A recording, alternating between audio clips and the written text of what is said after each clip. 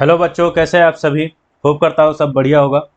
तो चलिए आज हम पढ़ने वाले हैं फॉरेन एक्सचेंज रेट। ठीक है, चलिए।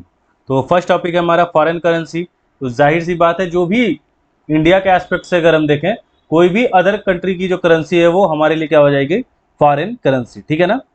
जैसे एग्जाम्पल के लिए डॉलर्स हो गया, टका, पाउंड, ये क्या हो गई, सब फॉरेन करेंसी हो गई। फॉरेन एक्सचेंज रेट क्या होगा, तो वंस कंट्रीज करेंसी अदर से आप कैसे एक्सचेंज कर रहे हैं। एग्जाम्पल के लिए मान लीजिए यूएस डॉलर है, अगर एक यूएस डॉलर आपको चाहिए तो आपको बदले में मान लीजिए रेट 70 का चल रहा है, तो 70 रुपये आपको देने होंगे। ठीक है ना, तो उसको बोलते हैं फॉरेन एक्सचेंज रेट, यानी कौन से रेट पे आप एक्सचेंज कर रहे हैं। ठीक है, नेक्स्ट है, इसे हम डिटेल में बाद में समझेंगे, अभी नॉर्मली आप समझ लीजिए relation of foreign exchange rate with demand of forex. ठीक है ना। तो हम क्या याद रखेंगे कि निगेटिव या इनवर्स रिलेशन है, यानी कि रेट बढ़ेगा अगर फॉरेन एक्सचेंज का, तो उसका जो डिमांड है वो क्या होगा, डिक्रीज होगा। ठीक है, और वही अगर सप्लाई के साथ उनका रिलेशन देखा जाए तो क्या होगा, रेट इंक्रीज होगा तो सप्लाई भी बढ़ेगा। ठीक है, सेम जैसे आप क्लास 11th में प्राइस के साथ पढ़ के आए हैं, सेम वैसा ही होता है। ठीक है, डिटरमाइनिंग फॉरेन एक्सचेंज रेट, तो जो सिस्टम होता है वो किस किस तरीके का होता है। एक होता है फिक्स एक्सचेंज रेट सिस्टम, दूसरा होता है फ्लेक्सिबल एक्सचेंज रेट सिस्टम, और थर्ड होता है manage floating. Fixed exchange rate में क्या होता है, ये गवर्नमेंट फिक्स करती है और ये पहले के टाइम पे चला करता था, इसे हम आगे देखेंगे। देख लीजिए फर्स्ट टॉपिक ही हमारा fixed exchange rate system. Flexible exchange rate system में क्या होता है, मार्केट फोर्सेस के द्वारा रेट तय होते हैं। ठीक है ना। फिक्स्ड में क्या है, गवर्नमेंट फिक्स करती है कि रेट क्या होगा एक्सचेंज का, और फ्लेक्सिबल एक्सचेंज रेट सिस्टम में सप्लाई और डिमांड, यानी वही है मार्केट फोर्सेस। ठीक है ना, मार्केट फोर्सेस का ही, मार्केट फोर्सेस में ही डिमांड और आपके सप्लाई आते हैं। ठीक है, तो डिमांड और सप्लाई के वजह से रेट क्या रहेगा, उसको हम फ्लेक्सिबल एक्सचेंज रेट सिस्टम बोलते हैं। मैनेज फ्लोटिंग में क्या है, गवर्नमेंट, जैसे हमारे इंडिया के केस में क्या हो गया, RBI plus flexible exchange rate system, यानी कि डिमांड सप्लाई से जो रेट तय हो रहा है, मान लीजिए $1 पे 80 रुपीज है। अब इसमें थोड़ा सा 80 रुपीज में ऊपर नीचे थोड़ा सा चेंज हमारी गवर्नमेंट कर सकती है, उसको हम बोलते हैं मैनेज फ्लोटिंग। ठीक है, आई होप समझ में आया होगा। अभी छोटे छोटे टर्मिनोलॉजी है, अब डिटेलिंग में हम पढ़ेंगे। ठीक है ना। फर्स्ट क्या है हमारा, फिक्स्ड एक्सचेंज रेट सिस्टम, जो कि बहुत पहले चला करता था, अब इसका कोई यूज है नहीं। ठीक है, तो ये क्या होता था, गवर्नमेंट रेट फिक्स करती थी। ठीक है ना, और उसमें दो तरीके के सिस्टम चलते थे। फर्स्ट चलता था गोल्ड स्टैंडर्ड। ठीक है, गोल्ड स्टैंडर्ड देख लीजिए लिखा हुआ है यूज बिफोर 1920। इसमें क्या होता था, इसका एक और नाम है, इसको मिंट पैरिटी कहते हैं। मिंटिंग आप समझते होंगे, जैसे ये जो कॉइन्स वगैरह बनते हैं तो मिंटिंग कहते हैं। ठीक है, तो 1 US डॉलर इक्वल टू हमने मान लिया है 2 ग्राम ऑफ गोल्ड होगा, तो 1 इंडियन रुपी इक्वल टू क्या हो जाएगा, 4 ग्राम ऑफ गोल्ड। यानी कि जैसे अभी कैसे आपके पास 1 रुपया है मान लीजिए, तो उससे आप उतने ग्राम का गोल्ड ले सकते हैं। अभी ऐसा नहीं है, पहले के टाइम पे ऐसा था। लेकिन अब इसमें प्रॉब्लम क्या आ रही थी, यहां लिख दे रहा हूं मैं प्रॉब्लम्स, क्योंकि गोल्ड रिजर्व इतना मेंटेन नहीं हो पा रहा था। ठीक है ना, क्योंकि जाहिर सी बात है, जो आपकी करेंसी है उससे आप क्या कर सकते हैं, पैग वर्ड भी यूज होता है, पैगिंग कर सकते हैं आप, उतना आप गोल्ड ले सकते हैं। ठीक है ना, तो उतना गोल्ड रिजर्व किसी के पास रहता ही नहीं था। ठीक है ना, जितना गोल्ड उतनी करेंसी, ये रख पाना पॉसिबल सारे कंट्रीज के लिए था नहीं। ठीक है ना, तो इसीलिए सिस्टम ज्यादा दिन तो चला नहीं। नेक्स्ट चलते हैं ब्रेटन वुड्स सिस्टम, या जिसको बोलते हैं एडजस्टेबल पिग सिस्टम। ठीक है, अब इसमें क्या हो रहा है, ध्यान से समझेंगे। Currency expressed in terms of US dollar. अब यहाँ यहीं से आपकी यूएस डॉलर की जो डोमिनेंसी है वो स्टार्ट हुई थी। ठीक है ना, US dollar was assigned a gold value at a fix price. ध्यान रखिएगा, ये मैं क्या बोल रहा हूँ, गोल्ड वैल्यू जो है उसका एक फिक्स प्राइस तय कर दिया गया था। जैसे यहाँ पे देख रहे हैं 1 US dollar equal to 35 ounces of gold, ये फिक्स्ड है। ठीक है, गोल्ड अभी भी कंटिन्यूड है, adjustable possible only if allowed by IMF. ठीक है ना, और आईएमएफ इसी टाइम जब ये ब्रिटेन वुड्स जो जगह है ना, वहीं पे आप देखेंगे आसपास में आपको आईएमएफ मिलेगा। ठीक है ना, उसका हेडक्वार्टर, तो यहीं से आईएमएफ, और कुछ दिनों के बाद आईएमएफ और वर्ल्ड बैंक, आप एक बार चेक कर लीजिएगा डेट्स, आईएमएफ और वर्ल्ड बैंक का जो डेट है वो आसपास, ये दोनों का फॉर्मेशन आसपास ही हुआ है। ठीक है ना, 2-3 दिन का शायद गैप है। ठीक है, अब देखिए 2 स्टेप में होता था। फर्स्ट करेंसी को क्या किया गया, यूएस डॉलर्स में एक्सप्रेस किया जाता था, इसलिए व्हाट्सएप लैंग्वेज में लिख दिया मैंने, और यूएस डॉलर ने अपना रेट फिक्स कर दिया था विद द गोल्ड। यानी ये वाला हिस्सा जो आप देख रहे हैं ना, ये फिक्स्ड है। अब दूसरे कंट्री की जो करेंसी है ये फिक्स्ड हो गया। अब 1 US dollar equal to 5 francs है, तो जाहिर सी बात है 5 फ्रांसेस इक्वल टू क्या हो जाएगा, 175 आउंसेस ऑफ गोल्ड, क्योंकि ये रेट फिक्स है। 1 US डॉलर किसके बराबर है, 35 आउंसेस ऑफ गोल्ड के बराबर है। और आपने ये मेजर किया कि 1 डॉलर किसके बराबर है, 5 फ्रांसेस के, तो 5 फ्रांसेस गोल्ड के बराबर कितना हो गया, तो 170, 35 इंटू 5, 175 आउंसेस ऑफ गोल्ड। तो ये सिस्टम चल रहा था, ठीक है ना। लेकिन इसमें भी वही प्रॉब्लम थी, गोल्ड रिजर्व मेंटेन नहीं हो पा रहा था, इतना मेटल एक्सट्रैक्ट यानी गोल्ड मेटल जो है उसको एक्सट्रैक्ट करना पॉसिबल नहीं था, और इसमें भी ट्रेडिंग नहीं की जा सकती थी, या जिसको आप बोलते हैं स्पेकुलेशन। स्पेकुलेशन का मतलब क्या है, जैसे अभी आप शेयर मार्केट सुनते हैं तो उसमें होता क्या है, किसी चीज की प्राइस जब बढ़ती है ना, उसको, या फिर नॉर्मल प्राइस है आप उसको खरीद लिए, जब उसका प्राइस बढ़ जाता है आप उसको सेल कर देते हो, उसको बोलते हैं स्पेकुलेशन। तो यहाँ पे भी ट्रेडिंग कैसे होगा, क्योंकि रेट तो आपने फिक्स कर दिया है गोल्ड के साथ, तो इंक्रीज डिक्रीज हो तब तो आदमी खरीदे, फिर जब उसका प्राइस बढ़े तो उसे बेच दे, ठीक है। तो यहाँ पे ट्रेडिंग कर पाना पॉसिबल नहीं था, यही सिस्टम का एक बोल सकते हैं one of the biggest problem था, ठीक है। नेक्स्ट चलते हैं फ्लेक्सिबल एक्सचेंज रेट सिस्टम। ये सिस्टम अब लगभग सारी कंट्रीज फॉलो करती हैं, लगभग, या फिर बोल सकते हैं 95 टू 99%। अब इसमें क्या होगा, मार्केट फोर्सेज में वही आपका डिमांड आ गया और सप्लाई आ गया। अब इसमें आपको ये समझना है, ठीक है ना, एमसीक्यू पर्पज से क्वेश्चन पूछा जा सकता है कि डिमांड क्या है और सप्लाई क्या है, ठीक है। यानी अगर मैं इसको नॉर्मल लैंग्वेज में कहूं कि आपको डॉलर क्यों चाहिए, तो जब भी आपको डॉलर चाहिए होगा आप क्या करोगे, उसका डिमांड करोगे। और सप्लाई यानी एफई यानी फॉरेन एक्सचेंज आपको कहां से आ रहा है, वो हो गया सप्लाई, ठीक है। चलिए समझिए इसको। इंपोर्ट्स ऑफ फॉरेन गुड्स, मान लीजिए मैं BMW मंगा रहा हूं और मुझको 2 लाख डॉलर्स देने हैं, तो मुझे डॉलर्स का डिमांड होगा या नहीं होगा, तो बोलोगे हाँ सर डॉलर्स का डिमांड तो होगा, डॉलर्स तो चाहिए हमें, ठीक है। टूरिज्म टू अब्रॉड, मान लीजिए मैं जिस कंट्री में जा रहा हूं, ठीक है, मान लीजिए कोई भी XYZ कंट्री है, वहां मैं जा रहा हूं, तो उस कंट्री का मेरे को करेंसी चाहिए होगा, तो मैं डिमांड करूंगा उसका। देखिए समझना क्या हमको, या याद क्या रखना है एमसीक्यू पर्पज से, कि आप डिमांड कब कर रहे हैं और सप्लाई कब कर रहे हैं, ठीक है ना, क्योंकि हम पर क्या रहे हैं, फ्लेक्सिबल एक्सचेंज रेट सिस्टम। यानी यहाँ पे किसी कंट्री का जो रेट तय होता है, जैसे आप बोलते हैं ना 1 US डॉलर इक्वल टू 80, ध्यान से समझिएगा इस चीज को, 1 US डॉलर इक्वल टू 80। तो अब धीरे धीरे रुपया गिर रहा है, क्यों गिर रहा है, क्योंकि इसका डिमांड नहीं हो रहा है, ठीक है ना। तो इसीलिए किसी कंट्री का जो करेंसी है वो स्ट्रांग हो रहा है, क्यों, उसका डिमांड बढ़ रहा होगा, ठीक है ना। इसीलिए हमें ये समझना जरूरी है कि डिमांड क्या है और सप्लाई क्या है, ठीक है। Remittances bye foreigners working in India, ठीक है ना। तो मान लीजिए हमारे कंट्री में कोई काम कर रहा है, ठीक है, उसको अपने घर पैसा भेजना है। जैसे मान लीजिए मेरे पास एक अमेरिकन काम कर रहा है, उसकी सैलरी है मान लीजिए 70,000 रुपये, ठीक है।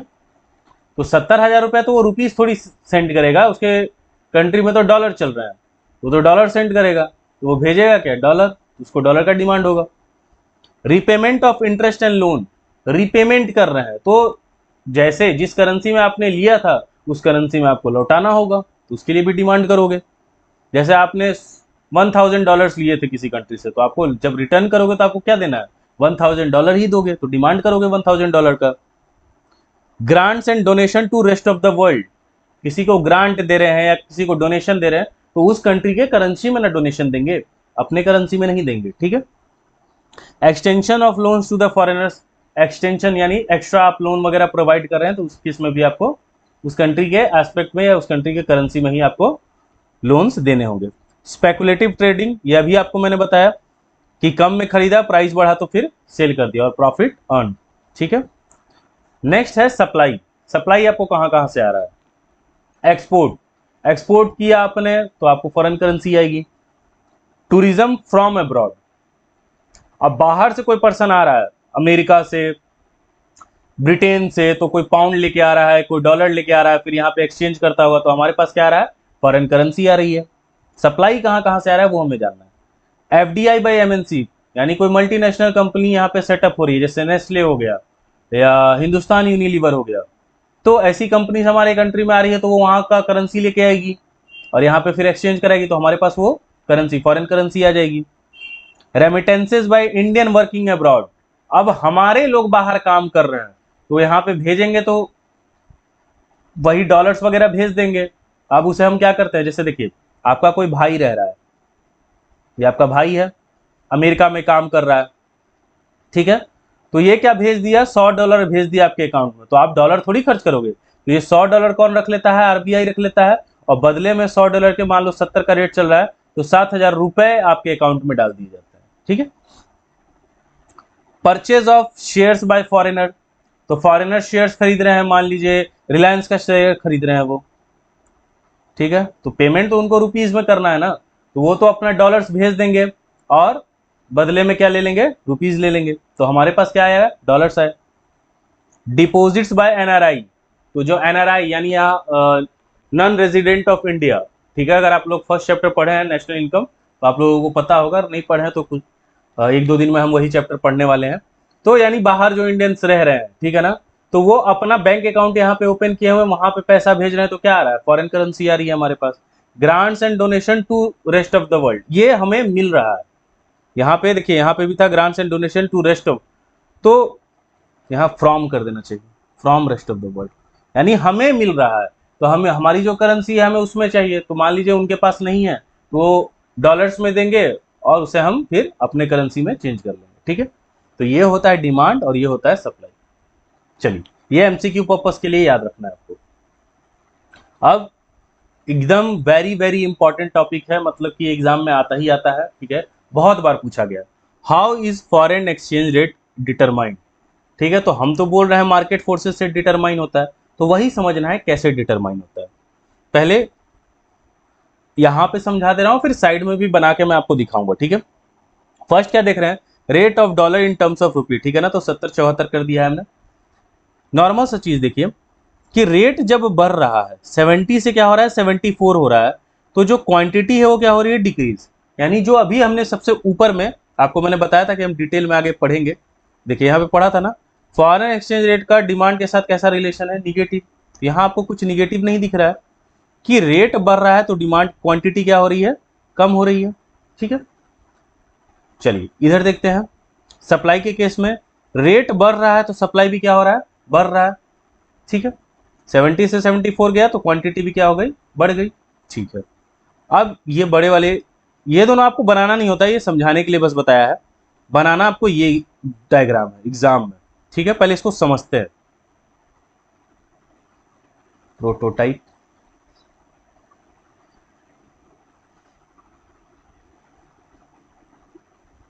ध्यान से देखिएगा, छोटे छोटे चीजों से हम समझने की पूरी कोशिश करेंगे, ठीक है।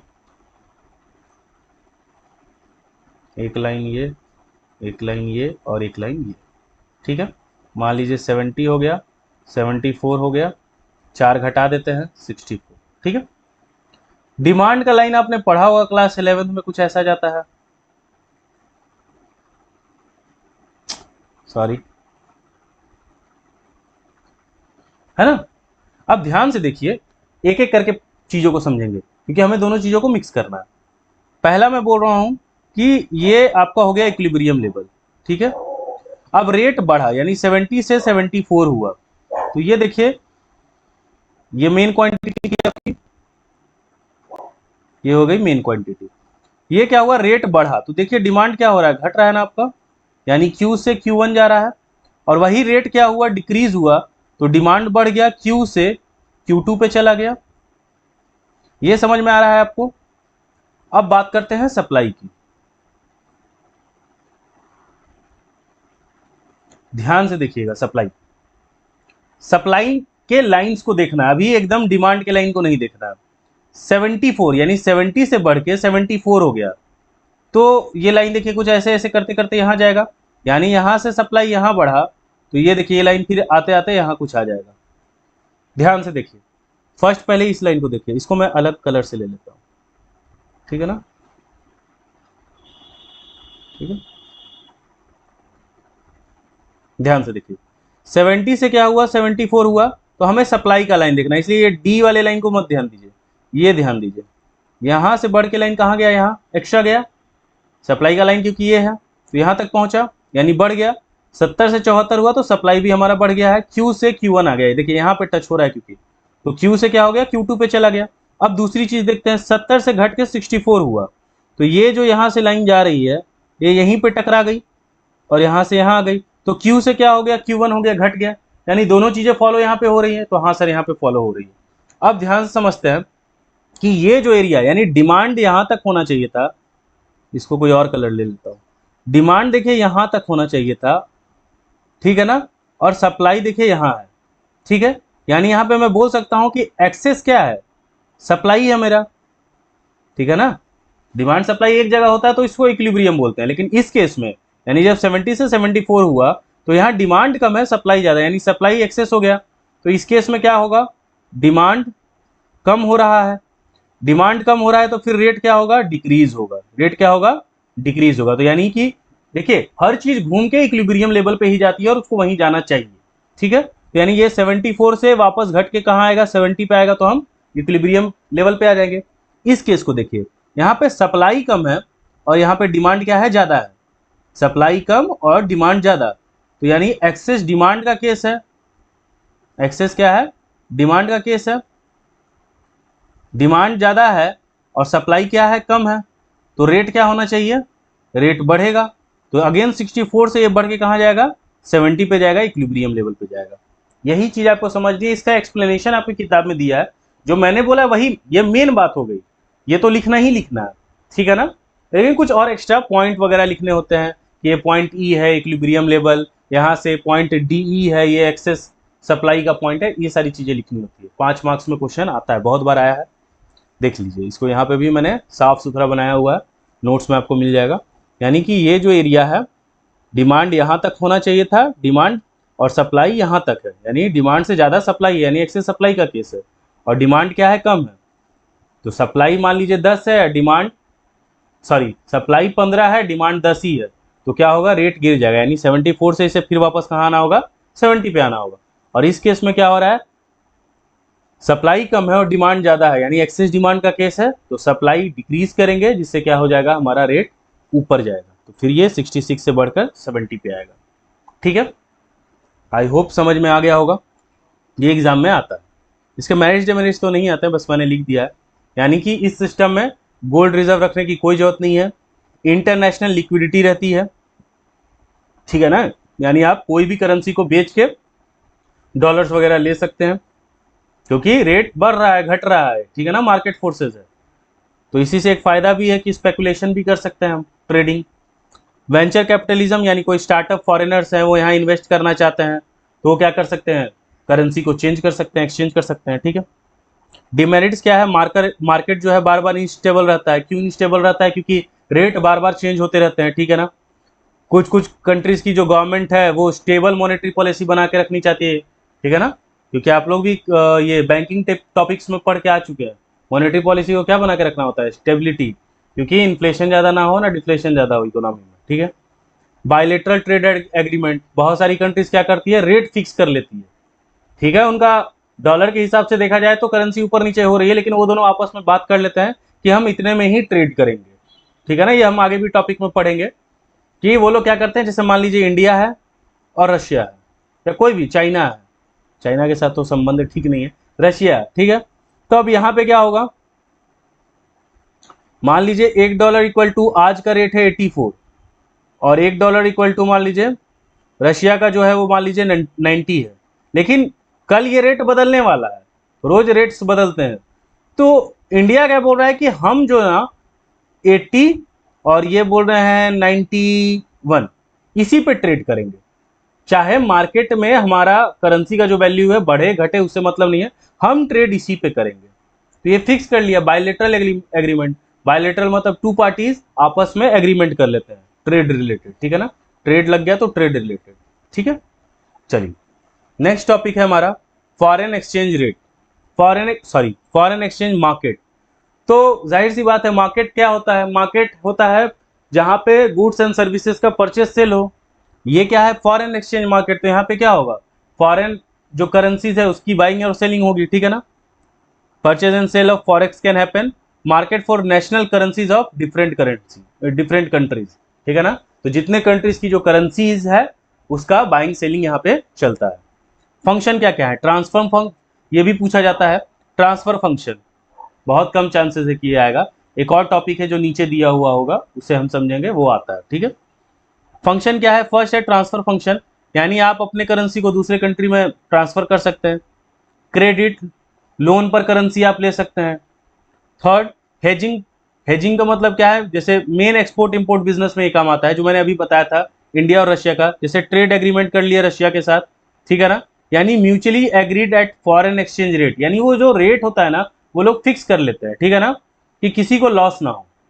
लिख दिया इस लैंग्वेज में, दोनों आपस में तय कर लेंगे कि इसी रेट में, चाहे हमारे कंट्री की करेंसी बढ़े घटे, चाहे मान लीजिए इंडिया और रशिया के एस्पेक्ट में बात करूं, इंडिया के करेंसी का वैल्यू बढ़े या घटे, या आपके कंट्री का जो करेंसी का वैल्यू है वो बढ़े या घटे, हम इसी पे अपना ट्रेड करेंगे।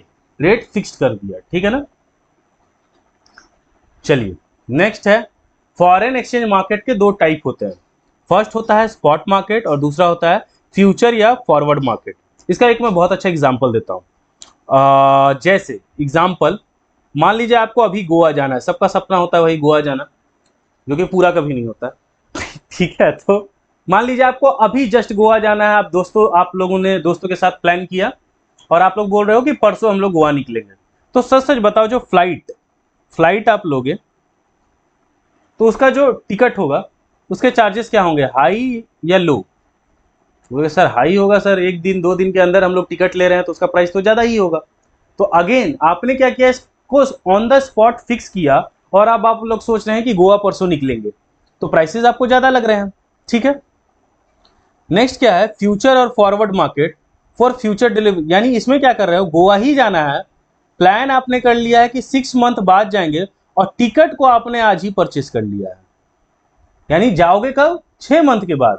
टिकट कब खरीद लिया, आज ही खरीद लिया, तो आज उसका प्राइस क्या होगा, बहुत कम होगा। तो अब चलते हैं मार्केट का बात को समझने। स्पॉट मार्केट में क्या है, स्पॉट रेट, यानी जो उस दिन का रेट चल रहा है उसी रेट पे आप क्या कर रहे हो, बाइंग सेलिंग कर रहे हो, डेली नेचर का ये होता है।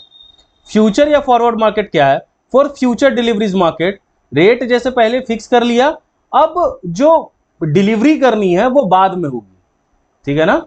जैसे हम लोगों ने रेट फिक्स कर लिया कि भाई इस रेट पे मैं तुम्हें इतना सामान दूंगा, लेकिन डिलीवरी है 6 मंथ के बाद, ठीक है ना। अब 6 मंथ के बाद हो सकता है मेरे करेंसी का वैल्यू कुछ और हो, लेकिन रेट हमने आज ही फिक्स कर लिया था। इसको बोल देते हैं फ्यूचर या फॉरवर्ड मार्केट। आज ही मैं तुम्हारे पास आया, आज ही कुछ बाय सेल करना है, तो आज के करेंसी का जो रेट चल रहा होगा उस पर बाय सेल करना होगा, ठीक है। तो एक होता है स्पॉट मार्केट, एक होता है फ्यूचर या फॉरवर्ड मार्केट। ये एग्जाम में पूछा जाता है, इसको भी वीवीआई समझिएगा आप लोग। डीवैल्यूएशन और डेप्रिसिएशन। अब डीवैल्यूएशन भी कुछ आपको मतलब साउंड लाइक कर रहा है कि घटने का, और डेप्रिसिएशन भी आप लोग पढ़े हैं क्लास 11th में अगर कॉमर्स स्टूडेंट है तो, कि किसी की वैल्यू डिक्रीज हो रही है, ठीक है। तो दोनों में ही केसेस सेम है, कुछ ना कुछ डिक्रीज ही हो रहा है। लेकिन ध्यान समझिएगा, जो अभी आपने पढ़ा ना, यहां से शुरू करते हैं। फर्स्ट क्या है, devaluing the value of currency deliberately, आप अपने करेंसी की वैल्यू को क्या कर रहे हैं, डिक्रीज कर रहे हैं। यहां पे भी सेम बात है, lower the value of currency by the market forces, ठीक है, ये मार्केट फोर्सेस के द्वारा हो रहा है। यहां पे कौन करती है, गवर्नमेंट करती है, यहां पे कौन करता है, मार्केट फोर्सेस करते हैं। इसको आप क्या बोलते थे, फिक्स्ड एक्सचेंज रेट सिस्टम, और इसको क्या बोलते हैं, फ्लेक्सिबल एक्सचेंज रेट सिस्टम। यानी मार्केट फोर्सेस के द्वारा अगर आपकी करेंसी की वैल्यू गिर रही है उसको आप डेप्रिसिएशन कहोगे, लेकिन आपकी गवर्नमेंट आपके करेंसी की वैल्यू को घटा रही है उसको डिवैल्यूएशन कहते हैं। जैसे मान लीजिए इंदिरा गवर्नमेंट के भी टाइम पे उन्होंने हमारे करेंसी को एक बार, ऐसे तो बहुत बार हुआ है लेकिन अभी मेरे को वही एग्जांपल याद आया है तो मैं बता दे रहा हूँ, इंदिरा गवर्नमेंट के भी टाइम पे डिवैल्यू किया गया था, ठीक है। तो फिक्स्ड एक्सचेंज रेट सिस्टम था, गवर्नमेंट ने चाहा और करेंसी का वैल्यू को, देखो ऐसे बोलोगे सर डिवैल्यू करना क्या सही है, उस टाइम पे कुछ एंगल में देखा जाए तो सही भी होता है, इसको ऐसे समझो। अच्छा पहले एग्जांपल देख लो, समझ में आ जाएगा। मैं क्या लिखा हूं, पहले $1 कितना का था, 70 का था, अब $1 कितने का है, 74 का है। तो ये मत बोलना सर हमारे करेंसी की वैल्यू बढ़ गई, हमारे करेंसी की वैल्यू 70 से जो 74 हुई है ना, ये घट गई है। यहां पे भी मैंने सेम एग्जांपल लिखा है क्योंकि दोनों जगह ही वैल्यू क्या हो रही है, घट रही है। इस चीज को ऐसे समझिए आप लोग। मान लीजिए कोई फॉरेनर आया बाहर से, उसने $1 का पर्चा दिया, ठीक है।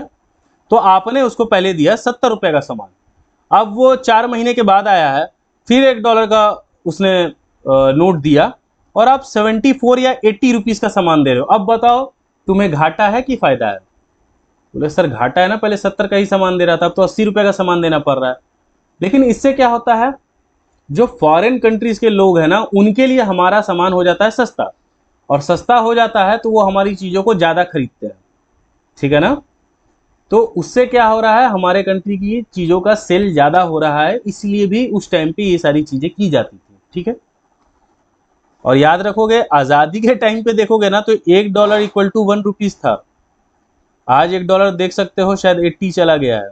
तो सोच सकते हो कितना डिवैल्यू हो चुके हैं हम, या हमारी करेंसी।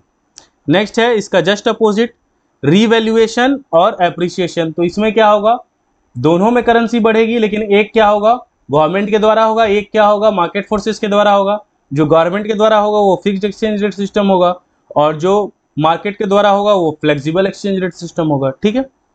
$1 इक्वल टू 74 था, अब क्या हो गया 70। तो यहाँ हमारे कंट्री की जो करेंसी है उसका वैल्यू क्या हुआ है, इंक्रीज हुआ है। 74 से 70 पे जाना क्या हुआ, इंक्रीज हुआ, ठीक है। चलिए आगे बढ़ते हैं। चलो द चैप्टर का द एंड हुआ। याद रखिएगा फर्स्ट है डिफरेंस बिटवीन डिवैल्यूएशन डेप्रिसिएशन।